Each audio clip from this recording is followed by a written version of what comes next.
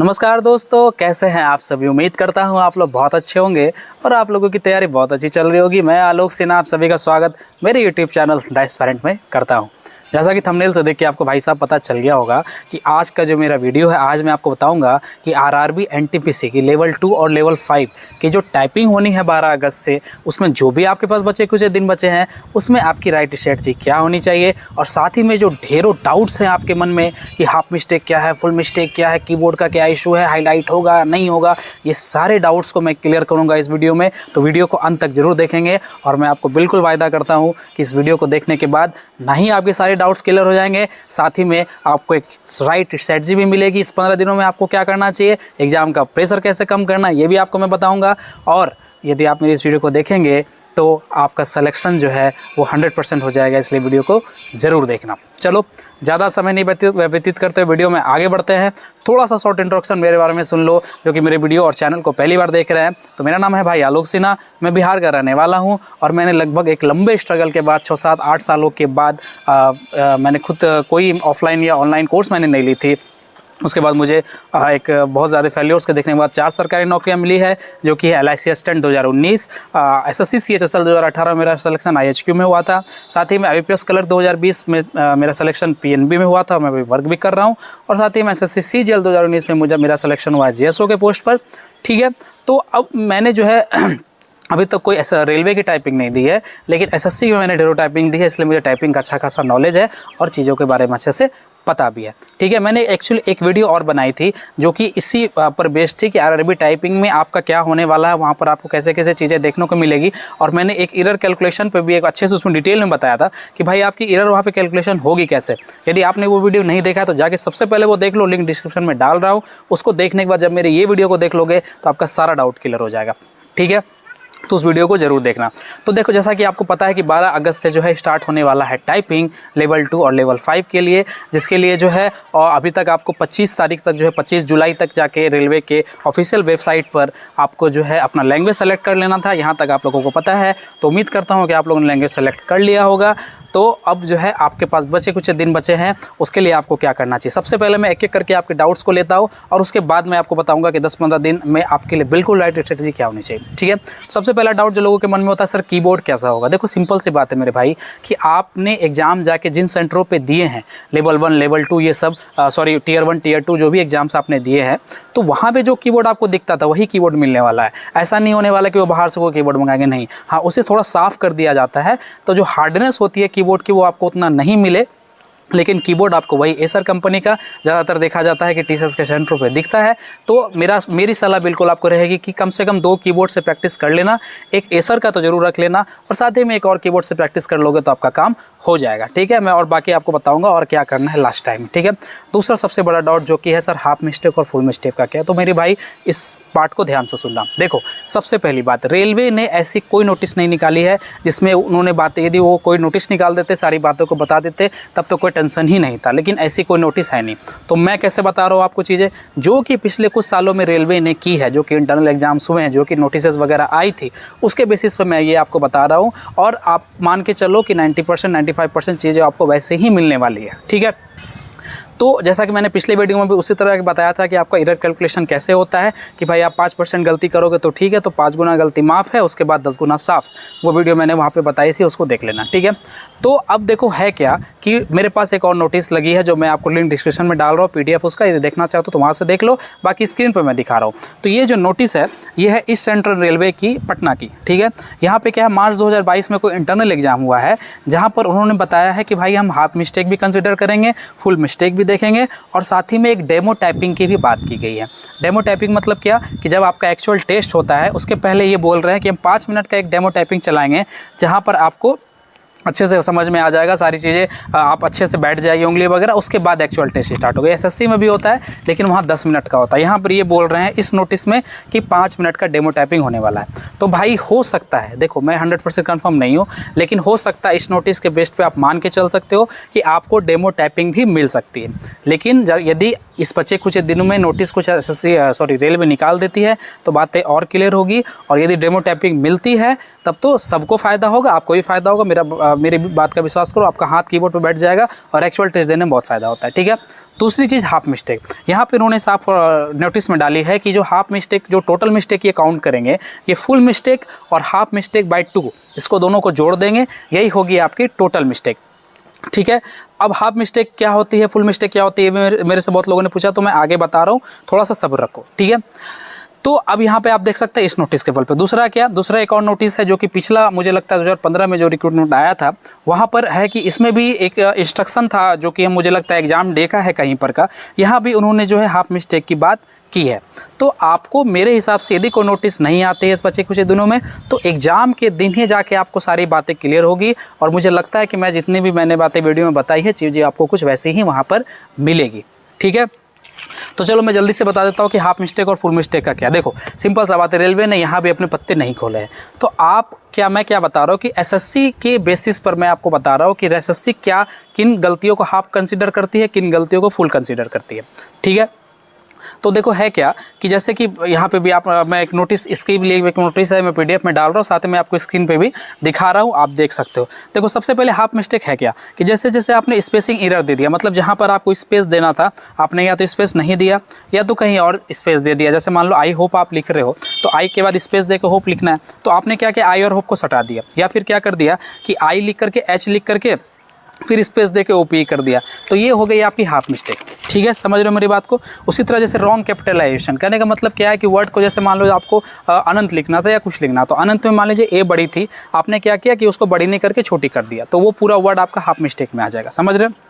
उसके बाद तीसरा है पंक्चुएशन एरर, मतलब जहाँ पर कॉमा फिल स्टॉप वगैरह आपको देना था, वहाँ पर आपने क्या किया कि कॉमा फिल स्टॉप नहीं दिया, आप छोड़ के आगे बढ़ गए, तो वो आपका हाफ मिस्टेक में कंसीडर किया जाएगा। चौथा है ट्रांसपोजिशन एरर, कहने का मतलब जहाँ पर आपने वर्ड्स को उल्टा लिख दिया, जैसे आई होप को आई होप आपको लिखना था, आपने होप आई लिख दिया। तो विशेष आप नोटिस पढ़ लो, वो चीज़ें आपको अच्छे से समझ में आ जाएगी। लिंक डिस्क्रिप्शन में, यदि सारी बातें बताऊँगा तो वीडियो ज़्यादा लंबा हो जाएगा।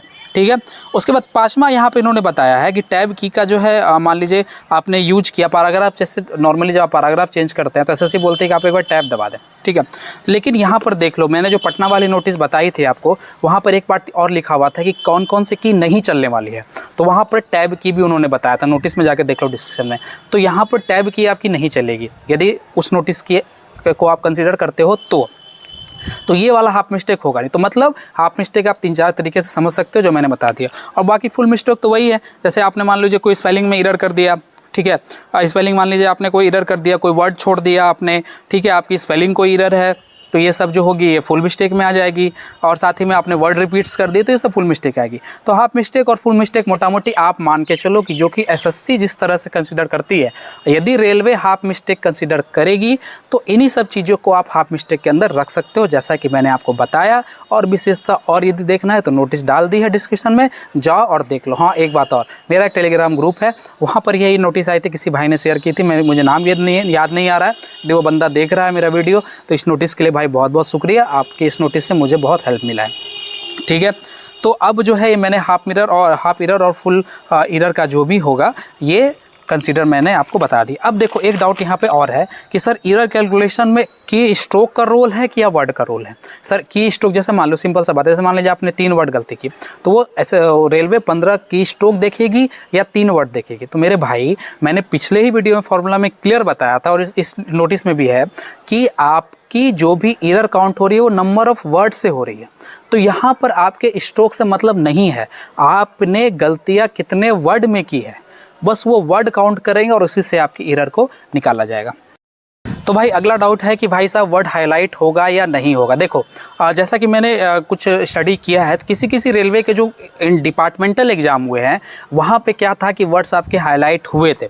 ठीक है, तो यदि हाईलाइट हो जाते हैं तो बहुत अच्छा है, लेकिन मेरे हिसाब से जो मेरा एक्सपीरियंस कहता है या मैंने जो एसएससी के एग्जाम्स दिए हैं, वर्ड आपके हाईलाइट नहीं होने वाले हैं और आपको जो है देखकर ही टाइप करना होगा, वर्ड हाईलाइट नहीं होंगे। लेकिन यदि फिर भी हो जाते हैं तो ये आपके लिए बहुत बड़ा प्लस पॉइंट होगा। ठीक है, तीसरा अगला जो डाउट है वो लोगों के मन में रहता है कि सर पैटर्न कैसा होता है। देखो मेरे भाई सिंपल सी बात मेरी आप याद रखना कि आपका पैटर्न वहाँ पर बहुत ही ज़्यादा इजी रहने वाला है। आप यदि अच्छे वर्ड्स की प्रैक्टिस आपने की है तो मेरा विश्वास करो आपको वो बहुत हल्का लगेगा। अब यहाँ पर मेरा एक सजेशन सुनो, मैं जब टाइपिंग करता था तो मैं क्या करता था कि जो मेरी टाइपिंग होती थी ना वो कुछ हार्ड वर्ड से मैं करता था। एक योजना आती है इंडियन गवर्नमेंट के द्वारा, उससे मैं प्रैक्टिस करता था। वहाँ पे अच्छे बड़े बड़े वर्ड होते थे। तो उससे मुझे क्या फ़ायदा हुआ कि जब मैंने एक्चुअल टेस्ट एग्जाम में दिया था ना, तो वो सब मुझे बच्चा लग रहा था वो देने में एग्जाम। इसलिए मेरा टाइपिंग जो है 10 मिनट का टाइपिंग कुछ 6.5 मिनट में ख़त्म हो गया था। समझ रहे हो मेरी बात को? तो कुछ ऐसा मेरे उस समय तक लेवल मेरा जा चुका था कि मेरा जो टाइपिंग था वो 6.5 मिनट में ख़त्म हो गया था, और बाकी में टाइम में मैंने जो है वो वापस उसको चेक भी कर लिया था। हालांकि वहाँ पे बैक स्पेस काम करता है, यहाँ पर आपको रेलवे में काम नहीं करेगा, लेकिन फिर भी जो है एक स्पीड मेरी अच्छी खासी हो गई थी। और हार्ड वर्ड्स पे प्रैक्टिस करने के कारण ना मुझे जो एक्चुअल टेस्ट आया था वो बहुत ईजी लगा था। तो मेरा सजेशन रहेगा कि पैसेज का लेवल ईजी आने वाला है, लेकिन थोड़ा सा कम से कम यदि आप 3 घंटे प्रैक्टिस कर रहे हो तो 1 घंटे थोड़ा सा वर्ड का स्टैंडर्ड अच्छा रखो, और स्क्रीन पर दोनों चीज़ें आपको चलेगी मोटा मोटी, आप ये मान के चलो, ठीक है। लेकिन थोड़ा सा पेपर देख के भी प्रैक्टिस कर लो। वहाँ पर क्या होता है, यदि आपकी स्पीड एक अच्छी आ गई ना, तो थोड़ा सा पेपर देख के आप प्रैक्टिस करोगे ना, तो वो और आपका प्लस पॉइंट हो जाएगा, ठीक है, कि आप किसी भी कंडीशन में कंफर्टेबल हो, ठीक है। तो यहाँ पर ये आपका प्लस पॉइंट होगा, इसलिए हार्ड वर्ड से थोड़ा प्रैक्टिस कर लेना, ठीक है। उसके बाद अगला डाउट है सर ऑटो स्क्रॉल का क्या होगा। तो भाई ऑटो स्क्रॉल किसी भी एग्जाम में नहीं रहने वाला है। आपको खुद से जाना होगा, एक पैसेज आपको दिखेगी, मान लीजिए 5 लाइन दिख रही है, वो जब आपने टाइप कर ली, आपको माउस को उठाना है, जाके साइड में उसको नीचे करना है, और वापस जो आपको है उसको टाइप करना है। आपके जो भी आपका टेस्ट चल रहा है उसमें भी, और जो आप आंसर मार रहे हो उसमें भी, दोनों में आपको नीचे करना होगा, ठीक है। उसके बाद दूसरा चीज़ ये, एक बहुत फनी सा लोगों के मन में डाउट है, बहुत लोगों ने मुझसे पूछा कि सर यदि मान लीजिए ऐसा होता है कि मुझे पता चल जाए कि वर्ड मेरा गलत हो गया, और गलत हो गया और मैं क्या करूँ। जैसे मान लीजिए मैं जो फिलोसफर लिख रहा था, तो फिलोसफर मान लीजिए मैंने PHI करके लिखा और मुझे पता चलेगा भाई यहाँ मुझसे कुछ गलती हो गई, तो मैं उस वर्ड को टाइप करूँ या मैं उसको छोड़ के आगे बढ़ जाऊँ। तो मेरे भाई, पहली बात, यदि आपको एहसास ये हो रहा है कि मैंने गलती कर दी है, तो उसके 2 केस हो सकते हैं। या तो आप हर वर्ड टाइप करके स्क्रीन देख रहे हो कि मैंने क्या टाइप की, ये भी सबसे बड़ी गलती है। दूसरा केस हो सकता है कि जब आपकी इतनी अच्छी प्रैक्टिस हो जाए कि गलत की कोई आपको गलती से भी दब जाए, तो आपको एहसास हो जाए कि मेरी गलत की दब गई है। तो दोनों ही केस में मेरा सलाह ये रहेगा कि आप जो भी वर्ड लिख रहे हो उसको पूरा लिख दो, भले ही आपको ये पता चल चुका है कि आप गलती लिख रहे हो, क्योंकि उससे क्या होता है कि आपका एक रिदम बना रहेगा। एग्जाम के टाइम में रिदम बना रहना बहुत ज़रूरी होता है। तो आप जो भी वर्ड लिख रहे हो, यदि वो थोड़ा सा गलती हो भी गया है, तो उस वर्ड को पूरा करो, तब नेक्स्ट वर्ड में जाओ, आपको फ़ायदा होगा। ये मेरा सजेशन है, आपको जो अच्छा लगता है आप करने के लिए स्वतंत्र हो, ठीक है। उसके बाद दूसरा क्या है कि कौन कौन सी की काम करेगी, कौन सी काम नहीं करेगी। तो भाई मैंने वो बता दिया, वो नोटिस दिखा दिया था पटना वाला, उसमें क्लियरली मेंशन था कि कौन कौन सी की आपकी काम करने वाली है और कौन कौन सी नहीं करने वाली है। तो वहाँ जाकर देख लेना, डिस्क्रिप्शन में लिंक है। तो मोटा मोटी मैंने सारे डाउट क्लियर कर दिए। और भी यदि कोई डाउट होगा मन में तो कमेंट बॉक्स खुला हुआ है, टेलीग्राम वाला मेरा ग्रुप है, लिंक डिस्क्रिप्शन में है, वहाँ चले जाओ। वहाँ पे मुझसे आप डायरेक्ट जुड़ सकते हो, कोई भी सवाल होगा तो वहाँ पे मुझसे आप अच्छे से बात भी कर सकते हो और मैं आपको बता भी दूँगा, ठीक। तो चलो भाइयों, अब मैं बताता हूँ सजेशन जो आपके 10-15 दिनों में आप कर सकते हो। मेरी बात को भरोसा करो, यदि आप इस सजेशन को मानते हो तो आपका जो भी रिजल्ट है वो 100% होने वाला है। सबसे पहला चीज़ जो लोगों के मन में है कि मैं सर मेरी स्पीड इतनी है, मैं कर पाऊंगा कि नहीं कर पाऊंगा, 10-15 दिन मेरे पास बचे हैं, इतनी स्पीड हो रही है सर, लगता है नहीं हो पाएगा। भाई तुम पहले खुद पे संदेह करना बंद करो, खुद पे डाउट करना बंद करो। मैं आपको स्ट्रिक्टली ये बता रहा हूँ, यदि आप अपने पे विश्वास नहीं कर रहे हो भाई, अपने पे भरोसा नहीं कर रहे हो, तो आप एग्जाम पास नहीं करने वाले हो। सॉरी, पर आपसे एग्जाम पास नहीं होगा। यदि आप में कॉन्फिडेंस की कमी है तो सबसे पहले खुद पे डाउट करना बंद करो, फुल कॉन्फिडेंस में रहो और हर समय यही सोचो कि भाई मुझे इस एग्ज़ाम को करना है और मैं इस एग्ज़ाम को पास करूंगा। मेरे पास 10-15 दिन बचा है, मैं अपना 100% दूंगा, 110% दूंगा और मैं अच्छे से सारी चीज़ों को करूंगा और मैं इस एग्ज़ाम को पास कर जाऊंगा। मेरी स्पीड यदि 30 है, मेरी स्पीड यदि 25 भी क्यों ना है, मेरे पास अभी टाइम है, मेरे पास 15 दिनों का अभी समय है, तो मैं इस काम को करूँगा और अपनी स्पीड को बढ़ाऊँगा, एक्यूरेसी को अच्छा करूँगा और इस एग्ज़ाम को पास करूँगा। तो पहला सजेशन, स्टॉप डाउटिंग योरसेल्फ। खुद पे डाउट करना बंद कर दो, ठीक है। जब मैं यार कर सकता हूँ, जब मैं 6-7 सालों का लंबा स्ट्रगल कर सकता हूँ, जब मैं बहुत सारे एग्जाम्स को फेल करके मैं जब 4 सरकारी नौकरी ले सकता हूँ, तो भाई तुम क्यों नहीं कर सकते? तुम्हारे अंदर कौन सा चीज़ जो मेरे अंदर है, कौन सा ऐसा चीज़ नहीं जो मेरे अंदर है, ठीक है। तो भाई तुम भी इस काम को कर सकते हो। संदेह करना खुद पे बंद कर दो, मैं बिल्कुल आपको वार्न कर रहा हूँ। दूसरा डाउट सबसे बड़ा कि आप लोगों का कि सर अभी क्या है कि मेरी स्पीड सर अच्छी हो रही है, एक्यूरेसी सर मेरी कम है, 90% मेरी एक्यूरेसी है, 95% एक्यूरेसी है, क्या मैं एग्ज़ाम पास कर जाऊंगा? भाई एक बात को अच्छे से अपने दोनों कानों से सुन लो, आपकी एक्यूरेसी मैटर करती है, आपका स्पीड मैटर नहीं करता है एग्ज़ाम में।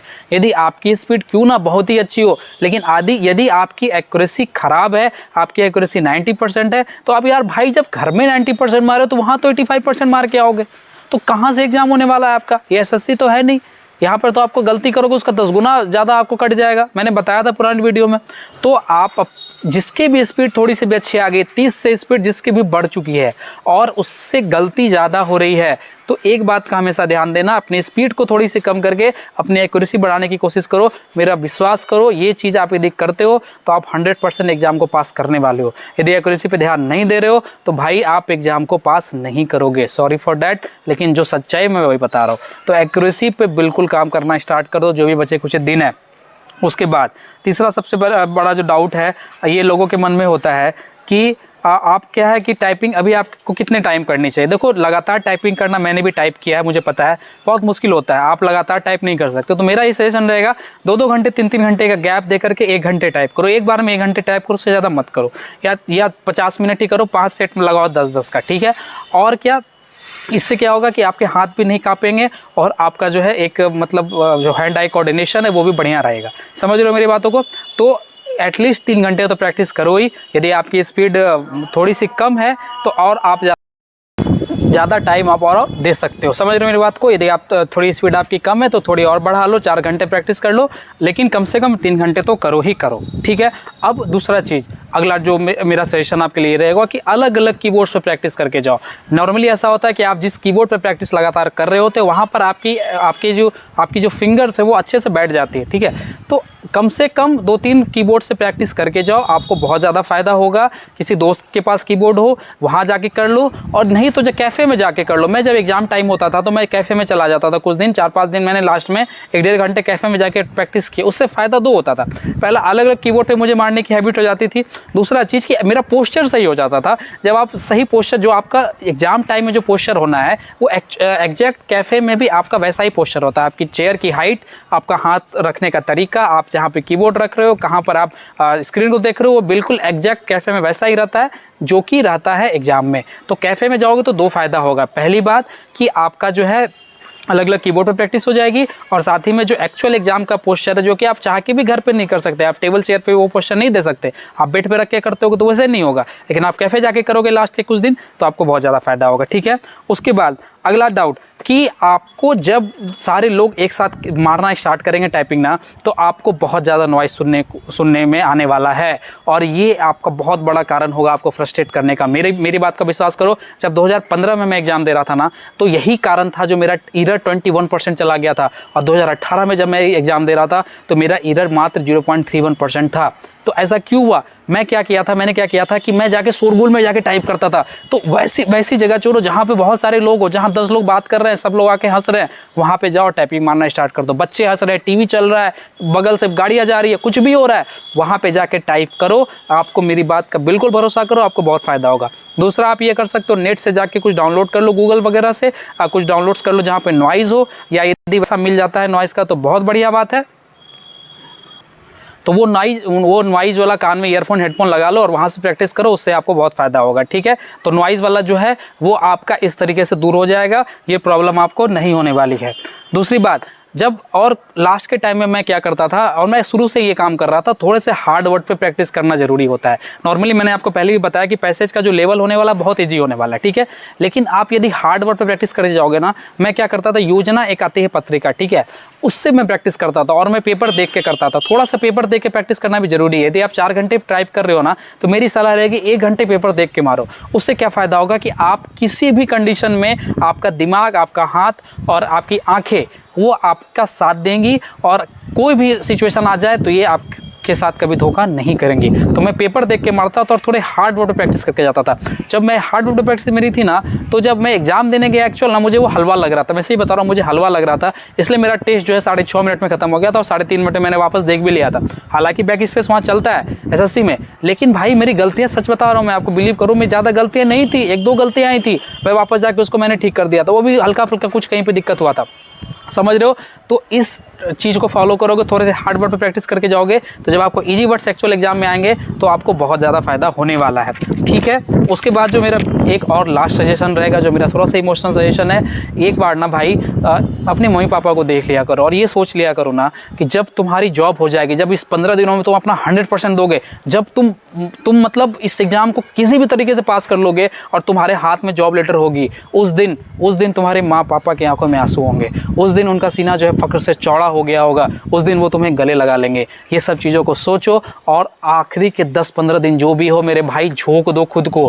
कुछ भी करना पड़े, कितना भी मेहनत करना पड़े, कीबोर्ड टूट जाए, हाथ दर्द कर जाए, कुछ भी हो जाए, आपको इस एग्ज़ाम को पास करना है और करना ही है। क्योंकि बहुत सारे लोग होंगे, यदि आप सोच रहे हो कि लोग पास नहीं करेंगे, आपकी बेवकूफ़ी है।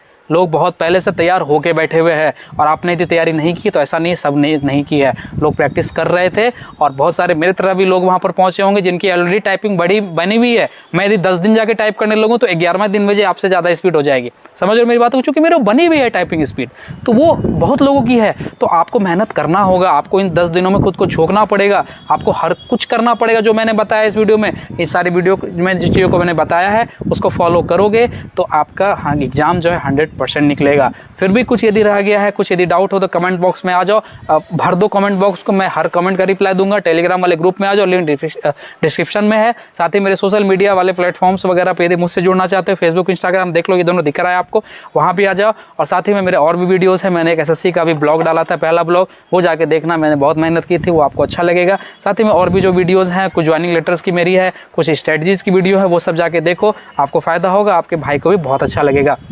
चलो, उम्मीद करता हूँ आपको ये वीडियो अच्छा लगा होगा।